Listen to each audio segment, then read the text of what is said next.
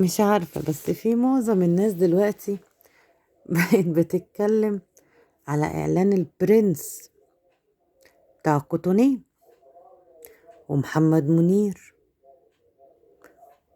وروبي وليلى علوي، وعشان الحال اتدهور بينا والزمن والغلو وي وي. في يا جماعة، طب ما احنا كل رمضان تبقى الإعلانات. يعني روبي متهيالي بقالها 3 سنين أو 4 سنين بتنزل إعلانات، وبرضو بتاع فريش خليك نعنوش وفريش ده. واعتقد كان هاني رمزي قبل كده عمل كوتونيه، مش فاكرة برضو ايه تاني. بس وحالا بالا جانا ده كان احمد السقا ومين تاني،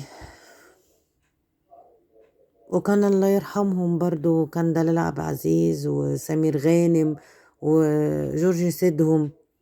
يعني موضوع النجوم ده مش جديد علينا في رمضان.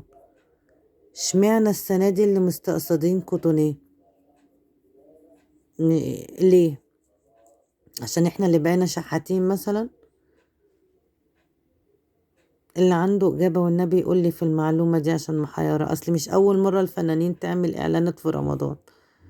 ليه الموضوع واخد سياح أكبر من الموضوع ذات نفسه؟ اللي عنده إجابة يقول لي.